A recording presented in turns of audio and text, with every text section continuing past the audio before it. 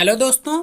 Exam चाहे जो भी हो, आपको पता होना चाहिए हमें क्या पढ़ना है और क्या नहीं। जो सब कुछ पढ़ने के चक्कर में पढ़ते हैं वो अक्सर मात खा जाते हैं। तो इसलिए सिलेबस के अकॉर्डिंग हमें हमें क्या पढ़ना है ये सब चीज़ें ध्यान देनी चाहिए। तो फिलहाल हम यहाँ पर बात करने वाले हैं, आप देख रहे होंगे, यूपी टेट के सिलेबस को लेकर। और सिलेबस हम यहाँ पर पेपर 1 और 2 दोनों की बात करेंगे, 1 और 2। देखिए, अब की कई लोगों को आपको शायद पता भी ना हो पेपर में क्या क्या आता है ना। तो ये सब चीज़ें हम यहाँ पर डिस्कस करेंगे, ध्यान से समझिएगा, है ना। कौन से सब्जेक्ट चूज़ करना है, क्या कैसे, और ठीक है। कोई डाउट है तो बाद में कमेंट में बॉक्स में लिख सकते हैं। फिलहाल कोई डाउट नहीं रहेगा, सारे डाउट क्लियर हो जाएंगे। बस वीडियो को ध्यान से देखते रहिएगा, ठीक है। और जल्दी कोशिश करेंगे। देखिए, यहाँ पर सिलेबस जो दिया गया है, सबसे पहली बात, बीएड जिसका कंप्लीट है, या फिर जो अब फिलहाल आप लोगों के लगभग बीएड के एग्ज़ाम कंप्लीट हो चुके हैं, कुछ यूनिवर्सिटीज़ के रह गए हैं तो वो भी कंप्लीट होने को हैं, 1-2 महीने में कंप्लीट हो जाएंगे। और जो सेकेंड ईयर में है वो ऑलरेडी जो है फॉर्म भर सकते हैं, कोई इसमें दिक्कत नहीं है, पेपर हुए हों और या ना हुए हों, ठीक। तो चलिए सिलेबस को हम देखते हैं। सबसे पहले यहाँ पर देखिए, 2 पेपर क्या होते हैं। एक फर्स्ट पेपर होता है क्लास 1 to 5 के लिए, ठीक है, और एक सेकंड पेपर होता है 6 to 8 के लिए। फिलहाल न्यू एजुकेशन पॉलिसी के अकॉर्डिंग जो है 12th क्लास तक यूपी टेट कर दिया गया है, लेकिन अभी वो लागू नहीं हुई है, इसलिए इस बार का टेट फिलहाल यही रहेगा। 2022 में पूरी तरीके से जब न्यू एजुकेशन पॉलिसी लागू हो जाएगी तब जो है 3 स्टेज हो जाएंगे यूपी टेट के, ठीक है। तो चलिए, फिलहाल अभी हमें आपको ये देखना है। और देखिए, जैसा कि सीटेट को हमने बता दिया था एक वीडियो में कि इसका पेपर दिसंबर से जनवरी तक जाने वाला है। तो और इसके सिलेबस में 100% चेंज आएंगे इस बार, क्योंकि ऐसा उसमें कहा गया है कि सिलेबस का पैटर्न चेंज किया जाएगा, पेपर का पैटर्न, ठीक। तो इसका सिलेबस ज़रूर बदलेगा या कुछ नया आएगा, वो तो खैर बाद में बात करेंगे। इसीलिए हमने सीटेट के सिलेबस को अभी नहीं लाए हम, वो जब आएगा नोटिफिकेशन तभी हम उसका लेकर आएंगे, ठीक। तो यहाँ पर यूपी टेट को हम फोकस कर रहे हैं। और इसको देखिए, यहाँ पर जब तक नोटिफिकेशन नहीं आती तब तक हो सकता है मतलब सिलेबस में कुछ चेंज हो जाए, ठीक। फिलहाल यहाँ पर जो करंट टाइम में सिलेबस है अभी के अकॉर्डिंग हम बात करेंगे, ठीक। तो चलिए, यहाँ पर पेपर 1 सबसे पहले आता है, ठीक। पेपर 1 है, इसका सिलेबस देखिए। सिलेबस दोनों पेपर में लगभग सेम होता है, बस क्या होता है यहाँ पर समझिएगा। जो लोग आर्ट स्ट्रीम के, देखिए फर्स्ट पेपर जो होता है उसमें चाहे आपका ग्रेजुएशन आर्ट हो या साइंस वर्ग से, है ना, समझ रहे होंगे ना, इतना तो जानते होंगे, आर्ट वर्ग और विज्ञान वर्ग। तो बीएड में भी आपके ऐसे ही सब्जेक्ट रहेंगे जो ऑप्शनल होते हैं ना, आर्ट साइंस। तो जो फर्स्ट पेपर होता है दोनों लोगों का कॉमन होता है, चाहे वो आर्ट साइड से हो चाहे वो साइंस वर्ग के बच्चे हों, ठीक है। तो यहाँ पर सेकंड पेपर में थोड़ा डिफरेंस रहेगा। फिलहाल हम पहले फर्स्ट पेपर की बात कर लेंगे, उसके बाद सेकंड पेपर वाले में जो आर्ट और साइंस का डिफरेंस होता है उसको समझेंगे, ठीक है ना। तो चलिए, परीक्षा की अवधि अगर हम बात करें सबसे पहले तो 2.5 घंटे का पेपर होता है, ठीक। और 2.5 घंटे का पेपर होता है, मतलब 150 मिनट। और क्वेश्चन भी आपके 150 ही होते हैं, ठीक है ना। अब यहाँ पर सब्जेक्ट कितने होते हैं, 5 सब्जेक्ट होते हैं पेपर में। और सबसे पहले देखिए, यहाँ पर बाल विकास और शिक्षण विधि होती है 30 नंबर की। और भाषा प्रथम जो हिंदी होती है, कंपलसरी होती है इसमें हिंदी, ठीक है, वो 30 नंबर की होती है। और द्वितीय भाषा में आप अंग्रेजी, उर्दू या फिर संस्कृत, 3 में से एक कोई चूज कर सकते हैं। फिलहाल उर्दू का शायद ही कोई हो, है ना, जो होगा भाई जिसने उर्दू पढ़ी वो ले सकता है, लेकिन यहाँ पर ज़्यादातर लोग संस्कृत लेना पसंद करते हैं। और उसके बाद इंग्लिश, ठीक है। तो आपकी पकड़ जिस सब्जेक्ट पे है उसको चूज करिए जिसमें आपका इंटरेस्ट है, ठीक। तो ये चूज करना होता है एक सब्जेक्ट केवल। बाकी गणित कंपलसरी है और पर्यावरण अध्ययन, मतलब आपको इसमें सब कुछ सेम रहेगा, केवल जो भाषा होती है उसमें से अंग्रेजी और संस्कृत उर्दू तीनों में से एक चूज करनी है, ठीक। क्लियर हो गया। नंबर कितने कितने 30-30 नंबर के होते हैं। सिलेबस देखेंगे हम यहाँ पर। और देखिए, इसके जो पिछले, देखिए 2011 से यूपी टेट हो रहा है, उससे पहले यूपी टेट नहीं होता था, ठीक है। तो 2011 से जितने भी क्वेश्चन पेपर हुए हैं अभी तक, उनके सभी वीडियोस हमारे चैनल पर ऑलरेडी उपलब्ध हैं। फिलहाल उस वक्त मैंने नया चैनल बनाया था, इसलिए काफ़ी मतलब उस पर लोग नहीं जुड़े थे, इसलिए व्यूज़ कम हैं। अब जैसा कि आप लोग जान रहे हैं ना, कुछ लोग काफ़ी हजारों लोग जुड़ चुके हैं, तो जो चाहें उसमें देख सकते हैं क्वेश्चन पेपर पूरा, है ना। और पार्ट में डिवाइड है, उसकी प्लेलिस्ट की लिंक हम आपको डिस्क्रिप्शन बॉक्स में दे देंगे, ठीक है। और वहाँ पर आप जाकर उसके सॉल्यूशन को देख लीजिए कैसे पेपर बनते हैं, ठीक। और फिलहाल हम आगे भी आपको इकट्ठा क्वेश्चन पेपर प्रोवाइड कराएंगे, वहाँ पर पार्ट में हर सब्जेक्ट का पार्ट अलग अलग हमने बना रखा है, तो वो काफ़ी हेल्पफुल रहेगा। देखिए, कोई भी तैयारी हो, आप उसको एनालिसिस करना चाहते हैं कि कैसे करें, तो दो तरीके हैं। एक तो सिलेबस आपका आपके सामने होना चाहिए, दूसरा क्या होता है, आपका पिछले वर्ष के जो क्वेश्चन पेपर हैं, ठीक है, वो काफ़ी हेल्पफुल होते हैं आपको उस पर कमांड बनाने के लिए कैसे क्वेश्चन पूछे जा सकते हैं, ठीक है। तो चलिए सिलेबस को अब देखेंगे हम बाल विकास एवं शिक्षण विधि के। और यहाँ पर देखिए, कोई फालतू सिलेबस नहीं, सरकारी रिजल्ट.com से डाउनलोड किया हुआ, मैंने खुद डाउनलोड किया था, ठीक है। और ये वहाँ से सिलेबस है, बाकी इधर उधर फर्जी साइट से मैंने नहीं किया है। तो बाल विकास शिक्षण विधि में बात करें तो देखिए, पेपर 1 हो चाहे पेपर 2, एक एक वर्ड सिलेबस का पूरा मैच करता है दोनों पेपर का। तो हम यहाँ पर पेपर 1 में इसको देख लेंगे, फिर पेपर 2 में कुछ नहीं, इसमें हम बात करेंगे। एक एक वर्ड सेम है, इसकी पीडीएफ मैं आपको टेलीग्राम पर दे दूंगा, उसका भी लिंक है डिस्क्रिप्शन बॉक्स में, वहाँ से आप ज्वाइन कर सकते हैं, ठीक। तो चलिए थोड़ा जूम कर लेते हैं। और इसमें बीएड में कई चीज़ें आपने पढ़ी भी होंगी, उम्मीद करता हूँ, है ना। और देखिए यहाँ पर बाल विकास का अर्थ, आवश्यकता, क्षेत्र, बाल विकास की अवस्थाएं, है ना। मतलब इसको समझते रहिए क्या क्या पढ़ना है। अवस्थाएं कितनी होती हैं ना, शैशवावस्था, बाल्यावस्था, शारीरिक विकास, मानसिक विकास, संवेगात्मक विकास, भाषा विकास, अभिव्यक्ति क्षमता विकास, सृजनात्मकता, है ना, ये सब। फिर बाल विकास के आधार, फिलहाल पूरा बाल विकास यहाँ पर एक एक को अगर पढ़ेंगे तो काफ़ी ज़्यादा वीडियो लंबा हो जाएगा, और मैं चाहता हूँ आप इसको अच्छे से पढ़ लेंगे। मैं बस थोड़ा सा मतलब समरी टाइप में बताता जा रहा हूँ। सीखने का अर्थ, जो अधिगम के सिद्धांत कह सकते हैं इनको, ठीक है। तो सीखने का अर्थ प्रभावित करने वाले इसको कारक क्या होते हैं, सामाजिक जैसे कि वंशानुक्रम, वातावरण, है ना, ये सब।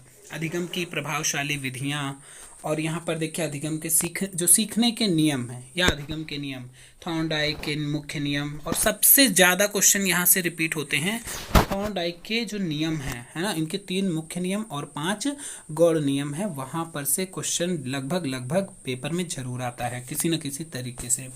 अधिगम के प्रमुख सिद्धांत तथा शिक्षण में इनका व्यावहारिक उपयोगिता, और थॉर्नडाइक का प्रयास और त्रुटि सिद्धांत, पावलोव का संबंध प्रतिक्रिया का सिद्धांत, स्किनर का क्रिया प्रसूत अधिगम, है ना, कोहलर का सूझ अंतर्दृष्टि सिद्धांत, पियाजे का सिद्धांत, वाइगॉट्स्की का सिद्धांत, और सीखने के वक्र जो होते हैं ना, और सीखने के अर्थ एवं प्रकार, सीखने के पठार का अर्थ, कारण, और इसके क्या निराकरण है, ठीक। तो ये देखिए यहाँ पर कोई भी आपने पेपर देखा होगा, कुछ क्वेश्चन आउट ऑफ सिलेबस रहते हैं, जरूर रहते हैं।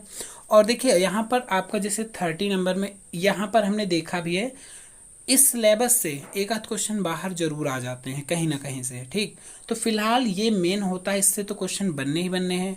आउट ऑफ सिलेबस एक आध क्वेश्चन बनता है, तो उसके लिए आपको बहुत ज़्यादा चीज़ें वाइडली पढ़नी पड़ती हैं, ठीक। तो क्यों ना हम उसे छोड़कर केवल इसको पढ़ लें, अगर इसी से आपके 30 से 27 से 28 नंबर 30 में से मतलब आप क्लियर कर सकते हैं अच्छे से तैयारी करके। वो एक दो क्वेश्चन हाँ जरूर इधर उधर से आएंगे, चलिए उसकी कोई बात नहीं, फिलहाल हम जब उसके बाद में डिस्कस करेंगे। अब शिक्षण की विधियाँ, यहाँ पर देखिए शिक्षण की विधियाँ पढ़ी होंगी आपने ना, अर्थ संप्रेषण सिद्धांत, है ना, सूक्ष्म शिक्षण, ये सब है, समावेशी शिक्षा, निर्देशन, परामर्श, जैसा कि आपने पेपर में अपने पढ़ा भी है, निर्देशन और परामर्श, है ना, एक पेपर आपका पूरा यही था। शैक्षिक समावेशन, अभिप्राय, पहचान, निराकरण, लिंग, शारीरिक दक्षता, समावेशन के लिए आवश्यकता उपकरण, है ना, और समावेशित बच्चों की अधिगम जांचने हेतु टूल्स, तकनीकी, और यहाँ पर ब्रेल लिपि दी गई है ना। तो यहाँ पर ये देखिए, ये सब आप धीरे से इसको जल्दी से मतलब पढ़ लीजिएगा, एक एक वर्ड यहाँ पर पढ़ेंगे तो काफ़ी ज़्यादा आपका टाइम वेस्ट हो जाएगा। फिर यहाँ पर देखिए क्वेश्चन हाल ही में, पहले यहाँ से क्वेश्चन नहीं पूछे गए, लेकिन रिसेंटली जो पेपर हुए हैं यहाँ से क्वेश्चन बने हैं, ठीक है। जो मनोविज्ञान शाला जो प्रयागराज में, यहाँ से क्वेश्चन सुपर टेट में बना हुआ था, और यहाँ पर पर्यवेक्षण है। फिर अधिगम और अध्यापन, देखिए यहाँ पर कुछ चीज़ें हैं। अगर आप प्राइवेट टीचर के रूप में काम कर चुके हैं, कहीं पर भी पढ़ा चुके हैं, कई लोग पढ़ाए भी होंगे, तो कई चीज़ें उनको जो है, क्योंकि वो चीज़ें व्यवहार में आ जाती हैं ना, तो वो चीज़ें आसानी से लोग समझ जाते हैं। तो यहाँ पर अध्यापन से संबंधित है, ठीक है। अब चलिए बात करते हैं हिंदी की। तो यहाँ पर देखिए, पहला हमने बताया था बाल विकास और शिक्षण विधि, दोनों पेपर हैं, चाहे फर्स्ट चाहे सेकंड, सेम सिलेबस है, एक एक वर्ड सेम है, पीडीएफ आपको मिल जाएगी, खुद मैच कर लीजिएगा, तो उसमें कोई दिक्कत नहीं, एक पेपर के लिए पढ़ेंगे, दोनों के लिए तैयारी होगी। हिंदी भी 99% आपका सेम ही है, 99%, ठीक है। तो क्या क्या यहाँ पर डिफरेंस हो सकता है, देखिए यहाँ पर इसको आप पढ़ लेंगे, वर्णमाला है, अपठित अनुच्छेद कहीं से भी आ सकता है, वर्ण के मेल, मात्रिक अमात्रिक शब्दों की पहचान, वाक्य रचना, है ना। यहाँ पर देखिए ध्वनियों से रिलेटेड क्वेश्चन दिए गए हैं, ये पूछे जाते हैं काफ़ी।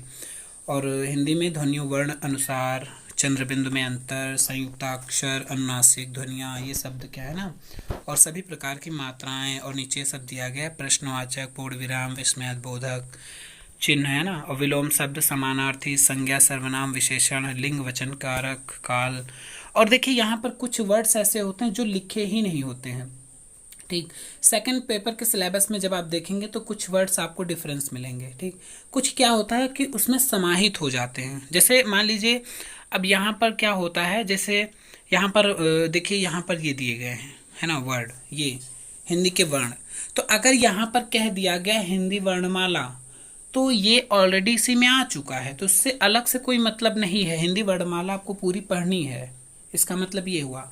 वाक्य रचना मतलब पूरा वाक्य के तरीके क्या हैं, कितने कितने टाइप के हैं, कौन सा वाक्य होता है ना, ये सब पढ़ना है। और उसमें चाहे पार्ट वाइज दे दिया जाए और सिलेबस में, या फिर एक वर्ड से आप खुद समझ लें, ठीक है। फिर यहाँ पर प्रत्यय उपसर्ग भी हैं, लोकोक्तियाँ, मुहावरे, और यहाँ पर देखिए संधि, स्वर व्यंजन और विसर्ग संधि, है ना, तीनों ये सब यहाँ पर टाइप में डिवाइड हैं, ठीक है। तो यहाँ पर देखिए समास, अलंकार है, वाच्य है, कवियों और लेखकों की रचनाएं पूछी जाती हैं। फिर भाषा विकास जो अध्यापन होता है, तो ये तो प्रैक्टिस के ऊपर डिपेंड है आपका, ठीक है। यहाँ से जो अधिगम अर्जन, जब इसके जो सीटेट में पेपर होता है ना, यहाँ से क्वेश्चन ज़्यादा पूछे जाते हैं, ठीक। तो ये चीज़ आपकी यहाँ से कोई रटने वाली चीज़ें नहीं होती हैं, ये जब कॉन्सेप्ट समझ जाएंगे तो प्रैक्टिस के ऊपर ये डिपेंड करता है, ठीक है ना। फिर है भाषा सेकंड की विषय वस्तु, जो इंग्लिश चूज करेंगे, अनसीन पैसेज, अब है ना, यहाँ पर सेंटेंस है, types, sentence and predicate, sorry subject and predicate, kinds of sentence, parts of speech, noun, pronoun, verb, adverb, adjective, है ना। ये सब आप लोग ऑलरेडी पढ़ चुके हैं, बस इसको रिवीजन करने की ज़रूरत होती है, ठीक है ना। फिर यहाँ पर फोर्थ पेपर उर्दू की बात करेंगे, है ना। तो यहाँ पर फिलहाल उर्दू से शायद ही कोई हो, तो फिलहाल इसको हम नहीं देखेंगे, उर्दू से जो लोग हैं उसको पढ़ लीजिएगा। भाषा सेकंड की बात करेंगे संस्कृत, तो इसमें भी 95% सिलेबस आपका सेकंड पेपर जो है ना 6 to 8 वालों के लिए, ठीक, उनका सेम है लगभग। बस ये क्या होता है, जो सेकंड पेपर 6 to 8 होता है उसका लेवल थोड़ा बढ़ जाता है, और कुछ नहीं है, ठीक है। अब यहाँ पर देखिए जैसे कि संज्ञाएं पूछी गई हैं, जो रूप होते हैं ना, शब्द रूप, लकार, ये सब यहाँ पर अकारांत, आकारांत, अकारांत नपुंसकलिंग, मतलब तीनों लिंग हैं आकारांत वाले। फिर इकारांत स्त्रीलिंग है, उकारांत पुल्लिंग है, रिकारांत, है ना। अब यहाँ पर जैसे इकारांत एक ही दिया है, और 6 to 8 वाले में दोनों इकारांत के दिए गए हैं, ठीक। और उकारांत यहाँ एक ही दिया गया, वहाँ दोनों उकारांत हैं, छोटा उ वाला, बड़ा उका। अब ये सब है क्या, जो संस्कृत में जिन्होंने वर्ड भी शब्द पढ़े होंगे लास्ट में आते हैं ना, जैसे गुरु है, तो ये लास्ट में उ आया, तो ये क्या हुआ, ये उकारांत हुआ, ठीक है। तो ऐसे से वर्ड लास्ट के मात्रा से पहचाने जाते हैं। फिर नीचे यहाँ पर दिया गया है शरीर के नाम, घर परिवार से संबंधित क्रियाएं, अव्यय, सर्वनाम, ये सब, है ना। फिर संधि है, और संस्कृत संख्या, जो गिनतियाँ आती हैं इसमें 1 से 100 तक सिलेबस में आपके फिलहाल होती हैं। वाच्य भी आते हैं, कवियों और लेखक की रचनाएं भी। फिर यहाँ पर भाषा से संबंधित सेम चीज़ लगभग सब में होती है, चाहे वो हिंदी हो चाहे इंग्लिश हो, बस उसकी लैंग्वेज बदली होती है, ठीक है ना। फिर गणित में बात करेंगे, 30 नंबर का प्रश्न होते हैं यहाँ पर। फिर गणित में विषय वस्तु देखिए संख्याएं और संख्याओं का जोड़ घटाना, गुणा भागफल, मतलब नंबर से इसमें सारे क्वेश्चन वो कहीं से भी पूछे जा सकते हैं, एलसीएम और एचसीएफ है ना, भिन्नों का जोड़ घटाना गुणा भाग। देखिए मैथ्स में क्या होता है, अगर आपकी पकड़ बेसिक नहीं है, क्योंकि यूपी टेट अब मैथ्स में काफ़ी टफ क्वेश्चन पूछने लगा है, ठीक है। स्टार्टिंग के पेपर जब आप देखेंगे 2011, 12, 15, 16 तक मैथ्स का लेवल काफ़ी लो था, लेकिन पिछले 2 वर्षों से काफ़ी लेवल बढ़ गया है मैथ का, ठीक है। तो मैथ में जिनकी बेसिक पकड़ नहीं है उनको काफ़ी प्रॉब्लम होती है, ठीक है ना। तो हम क्या करेंगे, मैथ्स की जो पहले कुछ बेसिक चीज़ें जानेंगे, ठीक है, उनको पढ़ लेंगे। कई लोगों को वो चीज़ पता होंगी तो वो ये ना समझे, है ना। तो भाई वो ना देखें वीडियो, अगर मैं प्रोवाइड करता हूँ बीच में कुछ बेसिक वगैरह जो उनकी जानकारी का है उसको ज़रूर देखें। तो मैथ्स में पहले जिसको बेसिक, क्योंकि कई लोग हैं बेसिक नहीं बताते हैं और सीधे हाई लेवल बताने लगते हैं, तो लोग काफ़ी कंफ्यूज रहते हैं और उनको समझ में नहीं आता है, ठीक है। तो यहाँ पर कोई भी कंसेप्ट है जो आपका वीक है ना, तो हम बेसिक से पूरा बता देंगे प्रैक्टिकल करके, तो आपको अच्छे से समझ में आ जाएगा। फिलहाल मेरी कोशिश पूरी यही रहेगी, ठीक। दशमलव से जोड़ गुणा भाग, दशमलव जोड़ घटाना गुणा, एक एक नियम, प्रतिशत, लाभ हानि। और मैथ में भी देखिए यहाँ पर मैंने देखा है कुछ क्वेश्चन, यहाँ पर जो क्वेश्चन दिए गए हैं, जैसे ये पेपर विषय वस्तु दी गई है, इससे कुछ आपको टॉपिक जो हैं बाहर से मिलेंगे, मतलब जो क्वेश्चन पूछे गए होंगे, ठीक है। तो उनको भी जो है देखना है हमें। फिर यहाँ पर देखिए अध्यापन संबंधी मुद्दे हैं। फिर पर्यावरणीय अध्ययन की बात करें तो परिवार, भोजन, स्वास्थ्य, स्वच्छता। और हाँ, मैथ के अलावा जो पर्यावरण का भाग है ये भी काफ़ी जो है टफ होता जा रहा है, मतलब कि काफ़ी लेवल बढ़ता जा रहा है। तो यहाँ पर सारा अब देखें, यहाँ पर क्या क्या है, परिवार है, स्वास्थ्य, स्वच्छता, आवास, पेड़ पौधे, जंतु, हमारा परिवेश, मेला से संबंधित। अब मेला से मतलब ये नहीं कि मेला क्या, मेले, इससे आपका मतलब बनता है कि जो मेले होते हैं खास तौर से यूपी में जो फेमस वाले, वो पूछे जाते हैं कि ये कहाँ, किस जिले का फेमस मेला है, कहाँ होता है, और पूरे भारत से भी संबंधित जो मेन होते हैं वो चीज़। फिर स्थानीय पेशे से जुड़े व्यक्ति, व्यवसाय, और जल से कहीं से भी आ सकता है, यातायात, संचार, खेल के मैदान।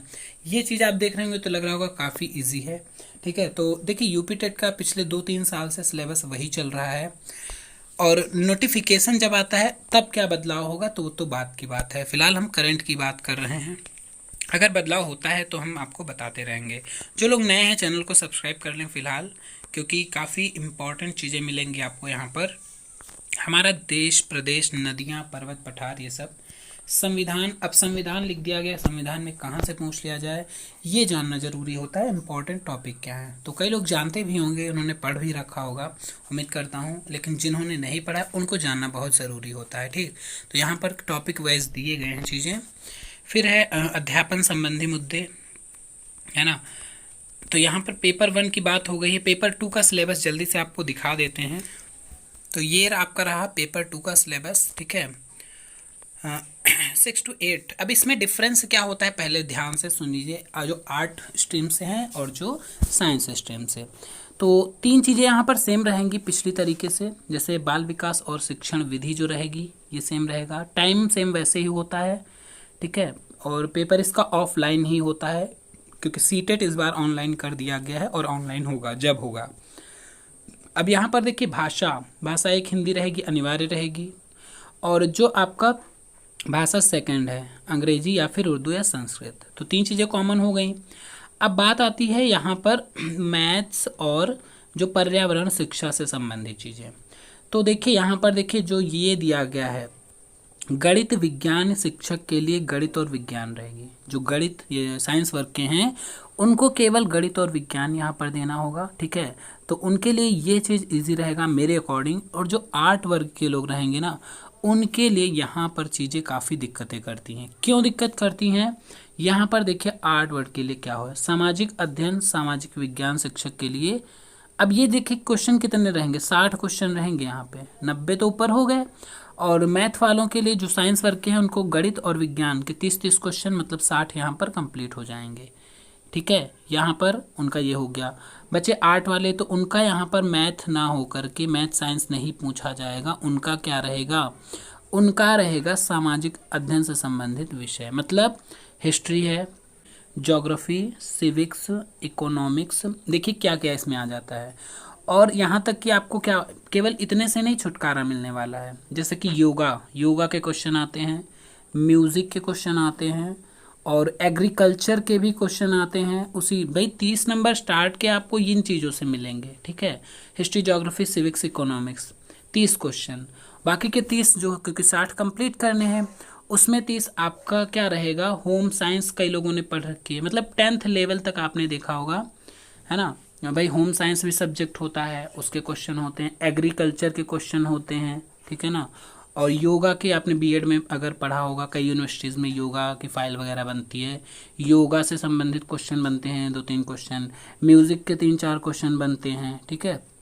तो और होम साइंस वगैरह, तो होम साइंस में कई क्वेश्चन ऐसे भी आ जाते हैं जो साइंस से रिलेटेड रहते हैं। तो यहाँ पर मैं मेरे अकॉर्डिंग अगर बात की जाए तो आर्ट वालों के लिए सेकंड पेपर काफ़ी वाइड हो जाता है, ठीक है। फिलहाल मैथ्स भाई टफ है, वो तो अच्छी, वो तो बात अलग है, लेकिन जो मैथ्स से हैं उनका सिलेबस एक फिक्स रहता है कि इतने में आएगा। लेकिन यहाँ पर आर्ट वालों के लिए जो 30 नंबर होंगे लास्ट, मतलब 60 का होगा आर्ट वर्ग का, जो ये वाला पोर्शन हमने बताया, ठीक है ना। 60 MCQs हैं, तो उसके अकॉर्डिंग यहाँ पर काफ़ी चीज़ें वाइड हो जाएंगी, ठीक है। तो फिलहाल पढ़ना तो पड़ेगा। और क्वालिफाइंग मार्क्स की बात कर लेते हैं ना। फिलहाल पहले चलिए हम बाद में बात करेंगे क्वालिफाइंग मार्क्स की। यहाँ पर देखिए बाल विकास विधि सेम पैटर्न है, सेम पूरा पूरा सेम है, तो उसको जो है आप लोग देख लेंगे। फिर नेक्स्ट है ये देखिए पूरा सेम है, हिंदी में भी बस वर्ड्स चेंज हैं, पूरा लगभग है वही, ठीक है। इसको आप पढ़ लीजिएगा, PDF में दे दूंगा टेलीग्राम पर। और भाषा विकास का अध्ययन, फिर भाषा सेकंड में इंग्लिश है, लगभग बाकी सब लगभग 95 से 98% तक मैच करता है पूरा, ठीक है। एक आध चीज़ें एक्स्ट्रा बढ़ जाती हैं, जैसे संस्कृत है, संस्कृत में कुछ चीज़ें बढ़ जाती हैं, इंग्लिश में एक आध टॉपिक बढ़ जाते हैं फर्स्ट पेपर की तुलना में, ठीक। और बाकी तो जो लास्ट के 60 क्वेश्चन वो तो हमने बता ही दिए कैसे कैसे आपको चेंज रहेगा। देखिए संस्कृत जिनको लेना है, यहाँ पर ये देखिए कितने रूप, यहाँ वहाँ पर आपके 7-8 ही थे, यहाँ पर कई सारे बढ़ जाते हैं, ठीक है। तो ये चीज़ होता है इसमें। और इसके अलावा चलिए हम क्वालिफाइंग की बात करेंगे। क्वालिफाइंग अब यहाँ पर देखिए मैथ और विज्ञान का भी है ना ये चीज़ें, तो ये भी जो मैथ और विज्ञान से संबंधित हैं उनका जो सिलेबस इसमें भी थोड़ा बढ़ जाता है काफ़ी, ठीक है। लेवल भी बढ़ता है, तो उसके अकॉर्डिंग उनको तैयारी करनी है, ठीक। और आर्ट वालों का नीचे दिया गया है, ये विज्ञान का है फिलहाल, है ना। देखिए काफ़ी ज़्यादा सब चीज़ें आ जाती हैं। और उसके बाद यहाँ पर देखिए सामाजिक अध्ययन की बात करें तो इतिहास से इतने चैप्टर हैं, फिर नागरिक शास्त्र के इतने चैप्टर हैं, फिर भूगोल के इतने हैं, पर्यावरणीय अध्ययन भी इसी में आता है, गृह विज्ञान भी आता है ना। जो देखिए गृह शिल्प या फिर गृह विज्ञान, शारीरिक शिक्षा और खेल भी आ जाता है इसमें, है ना। और संगीत के भी देखिए क्वेश्चन सिलेबस में दिए गए हैं। और इसके अलावा विज्ञान, फल संरक्षण मतलब उद्यान से संबंधित, फिर अध्यापक संबंधी मुद्दे, तो यहाँ पर देखिए मैंने बताया था जैसा कि ना कई सारी चीज़ें आ जाती हैं, तो इन सब चीज़ों को पढ़ना है। और क्वालिफाइंग की बात करें तो देखिए जनरल कैटेगरी के लिए जो 60% मतलब कि 90 क्वेश्चन 150 नंबर का होता है, 90 क्वेश्चन आपको सही करने हैं, मतलब इसमें माइनस मार्किंग नहीं है, 90 आपके मार्क्स आने चाहिए। और रही बात OBC और SC ST वालों की, ठीक है, तो उनका 55% ही रहता है, मतलब कि आपकी 82 या 83 ऐसे बनेंगे कुछ, ठीक। तो ये होता है क्वालिफाइंग। और किसी भी, चाहे वो स्टेट लेवल हो चाहे सेंट्रल लेवल, अगर आप टीचर बनना है आपको अप्लाई करने के लिए आप टेट, सीटेट, टेट या मतलब राज्यों का टेट होता है, सीटेट मतलब केंद्रीय स्तर पर, तो वो चीज़ ज़रूरी होता है, ठीक। और इसके अलावा जैसे आप लोग सोच रहे होंगे सीटेट और टेट क्या दोनों देना ज़रूरी है, ऐसा बिल्कुल नहीं। अगर आपका सीटेट क्वालिफाई है, ठीक, तो आप यूपी टेट या किसी भी स्टेट में कोई रह रहा है तो उसको टेट देने की ज़रूरत नहीं है, सीटेट आपके पास है तो कोई दिक्कत नहीं। लेकिन अगर यूपी टेट है तो क्या सीटेट होना ज़रूरी है, वो डिपेंड करता है आपके ऊपर। मान लीजिए यूपी टेट है आपके पास, ठीक, तो अगर आपकी यूपी टेट है तो आप यूपी में कोई वैकेंसी निकलती है उसके लिए एलिजिबल हैं। लेकिन सेंट्रल में जैसे केंद्रीय विद्यालय में जगह निकलती है ना वैकेंसीज, तो उसमें आपका सीटेट ही होना ज़रूरी होता है, या फिर अदर स्टेट में अगर डालेंगे तो वहाँ सीटेट की ज़रूरत पड़ेगी। तो ये चीज़ होती है। तो जानकारी कैसी लगी हो तो एक बार कमेंट बॉक्स में लिख दीजिएगा, है ना। और चैनल पर नए हैं तो सब्सक्राइब कर लें, पसंद आया हो तो वीडियो तो लाइक कर दीजिएगा एक बार। चलिए फिर मिलते हैं नेक्स्ट वीडियो में, धन्यवाद।